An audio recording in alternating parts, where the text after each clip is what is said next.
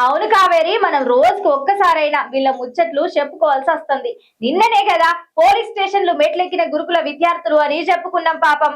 అవును విద్య, నాకు తెలియక అడుగుతున్నా. అసలు తెలంగాణకు విద్యాశాఖ మంత్రి ఎందుకు లేడు? ఈ ముఖ్యమంత్రి రేవంత్ సార్ కు ఢిల్లీ టూర్ల మీద ఉన్న ఇంట్రెస్ట్ గా పిల్లల మీద ఎందుకు లేదు? అవును పాపం, రోడ్డు మీదకి వచ్చి ధర్నాలు, రాస్తారోకులు, పురుగులతోటి అన్నం తింటున్నాం, పానాలు పోతున్నాయని బాధపడుతున్నా ఎందుకు కనబడతలేదు సార్ మీకు? ఇంతకీ ఇవాళ ఏడ జరిగింది విద్య? అగో హైదరాబాద్ చూడు గట్ ఒకసారి. ఈ తెలంగాణలో ఈ గురుకులాల పరిస్థితి మస్తు ఘోరమే అయ్యింది పోర్రి. ఇక ఎప్పుడు ఏదో గురుకులాల సమస్యతోటి పోరగండ్లు రోడ్డు మీదకి ఎక్కుడే ఉన్నది. ఇక అన్నంలో పురుగులు వచ్చినాయి, మాకు నీళ్ళు వస్తలేవు, వసతులు లేవు, ఇట్లా మాతోటి కూరగాయలు కట్ చేపిస్తున్నారు, ఇట్లా చెప్పుకుంటల పోతే మస్తు బాధలు వాళ్ళని వెంటాడుతున్నాయి. అయినా గాని తెలంగాణ సర్కారు వాళ్ళని పట్టించుకుంటలేం, పాపాన పోతలేదు. ఇక మళ్ళీ గల్లా తెలంగాణ మరో గురుకులాల పరిస్థితి ఫుడ్ పాయిజనింగ్ అయిందట. 16 మంది విద్యార్థులకు అస్వస్థకు గురైందట.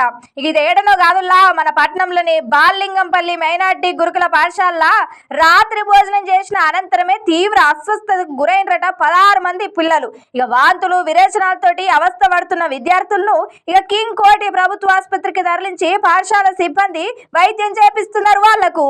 మరి సీఎం రేవంత్ రెడ్డి సారు మీకు ఇవన్నీ కనబడతలేమైంది? అయినా విద్యాశాఖ మంత్రి తెలంగాణకు ఇంతవరకు ఎందుకు లేడు? ఆ పోరగన్ల గోస పట్టదయ్యింది మీకు?